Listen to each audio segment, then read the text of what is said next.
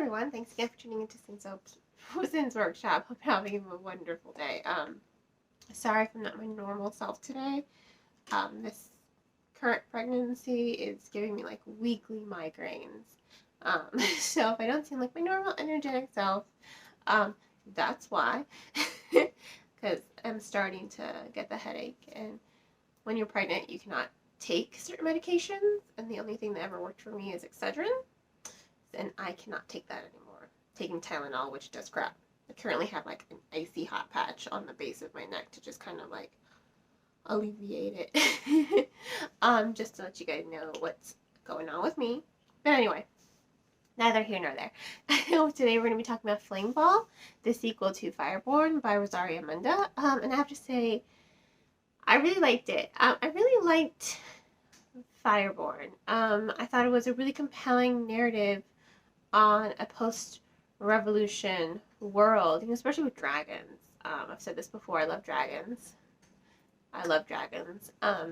If this whole bookcase right here, this entire shelf is just jam-packed with dragon books. And I've got a whole tower of just Dragonlance books, which it's in the name, Dragonlance. Although those are my mom's, but she shares them with me. But if it has dragons, I love it. So I really liked Fireborne. But what I think is really good about this novel is how it's kind of shifted those dynamics that were present in the first book. So you have, your two central characters from the first one, Annie and Lee. But now we have a third perspective. We have Griff. And I think all these three narratives, they really do balance each other out, because Griff, he's in New Pythos. He's where all the exiled nobles of the Triarchy are living. They're planning their comeback there. We're going to take back Calliope. They were the ones that were exiled after, the revolution. So when you think of revolution, it wasn't just, we're just going to put our hands down and surrender to the masses. No, there was lots of blood. And that's usually what happens with a revolution. There is lots of losses on both sides. So, Griff is over there in New Pythos. And of course, the Triarchy, they're still the same as ever. They have very little respect for anyone who is working class or low class. But the thing that separates Griff is he is what they call a humble writer. He has a dragon. They didn't have enough people for their new, take back or whatever you want to call it. And so they're like, fine, we'll let the peasants of this land link with dragons. And one of them happened to be Griff. When their dragons spark, that's when they learn how to breathe fire. They get muzzles. And I think that's really sad. It's very terrible. These dragons have to wear muzzles because, of course, the Triarchy does not want them to rise up against them. But I think it was counterproductive. And you really do see that with Griff's narrative. You see how counterproductive it was for the Triarchy to kind of do that, to make their people, or to make this land that they kind of sort of conquered, submissive to them in such a way, and to give them very little to no regard. It's very sad, but counterproductive, because again, they're making those same mistakes. And Griff, you get to see those fires of rebellion in him. You get to see what the Triarchy was before the revolution through his perspective. They haven't changed at all. They have little to no regard to anyone who beneath them. It's like, you don't matter. You're lower middle class, you don't matter. So when his family becomes threatened for Griff, that is the moment where it's just like, okay, I need to start doing something. And in the beginning, the novel to start with, Annie and Power, they're taking Julia's body back over. And it's great because Annie's just like, yeah, I'm a peasant, so what? And Griff just sees her. He sees this girl who's at his same level. She's given a dragon surname, you know. She's given the rank of first rider, and her dragon is not muzzled. So it's a very powerful moment for Griff. You know, that's where you see the first spark. You also do see him come to terms with his relationships with characters such as Julia and Dello. You get to see how different they were and how they interact with him as a person. And I really do like that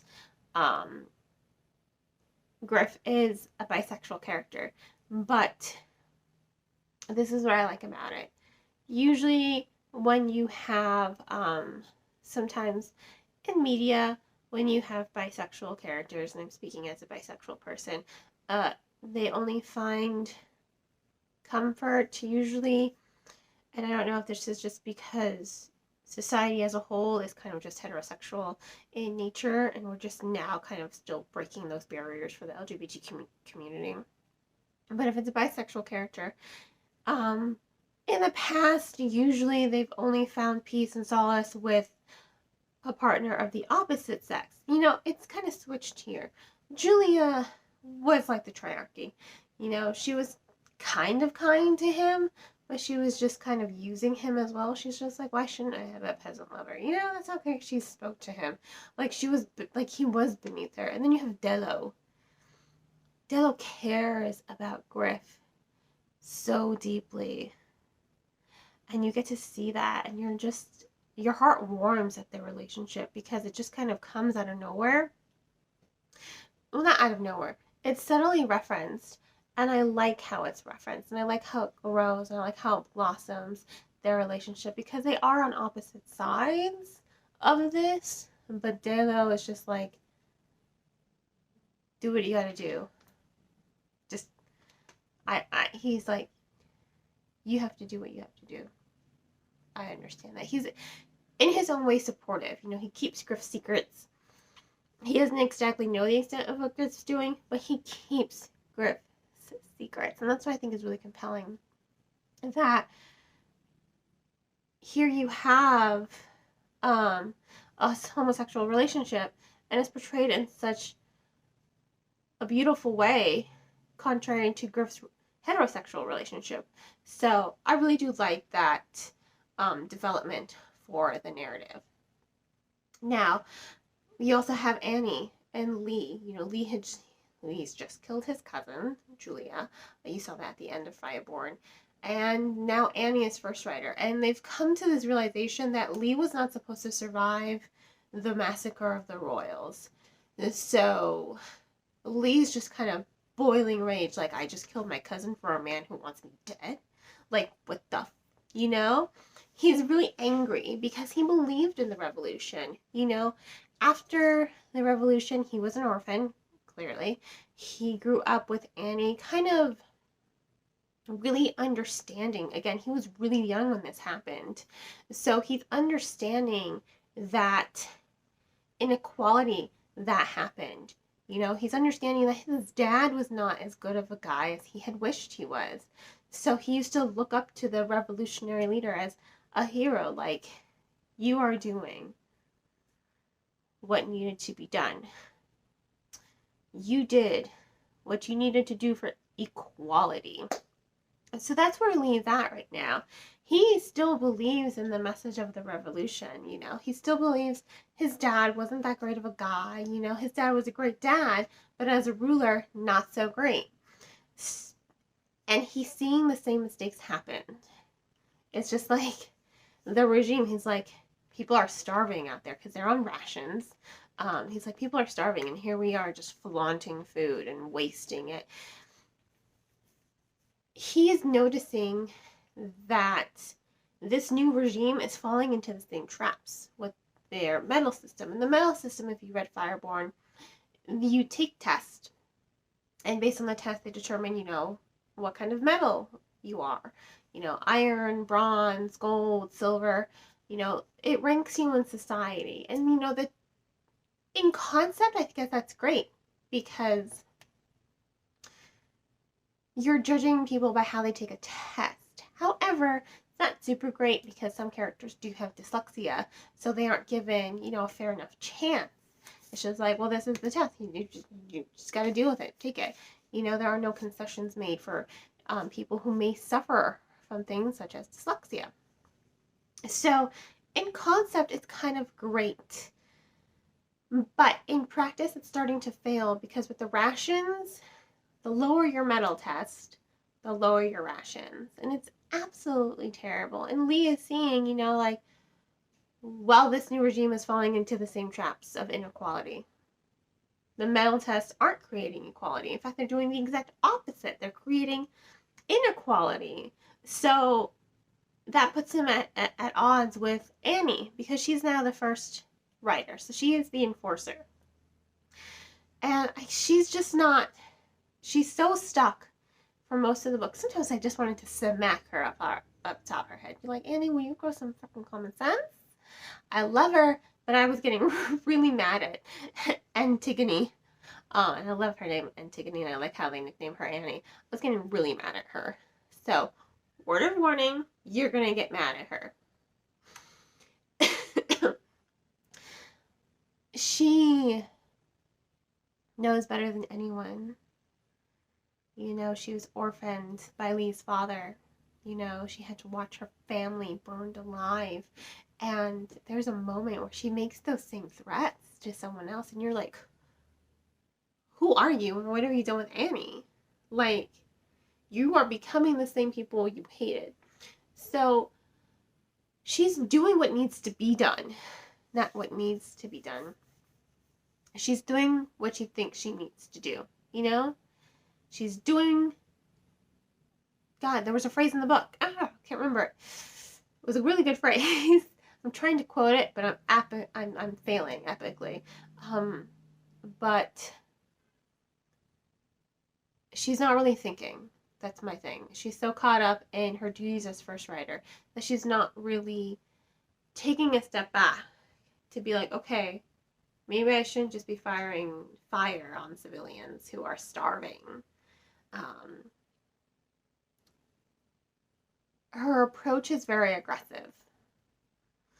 And Lee and her, they start to butt heads. And I do like that their tension, their dynamic, they do change a little bit because of that. And it takes them a while to finally realize they both want the same things. They're just both going about it the wrong way.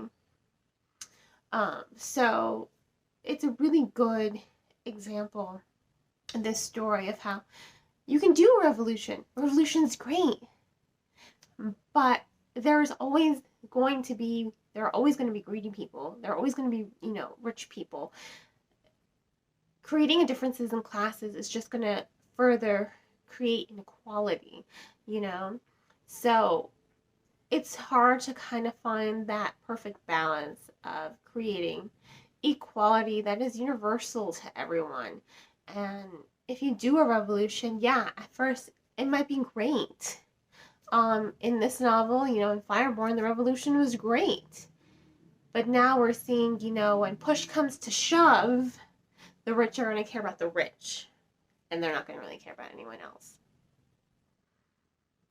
So I think it's a really good narrative. It's a very tension-driven, character-driven story, and I really ultimately loved it. So I have to give it 4 out of 5 stars. The introduction of Griff as a character, bringing in LGBTQ representation and through his narrative in a very emotional and very impactful way, highlighting Annie and Lee's change and dynamic in their relationship and how it's growing. It really does allow the reader to really get invested in these characters. Personally, I loved it. Very excited for the 3rd novel. I can't wait to see where it's going to go. So on that note, hope you all have a great rest of your day. Please don't forget to like and subscribe and share with all your book-loving friends. You can also become a supporter on Buy Me a Coffee. There's a link in the description below. And please remember to support your local bookseller if you want to purchase this book. All I ask is that you avoid Amazon. On that note, hope you all have a great rest of your day. And as always, happy reading.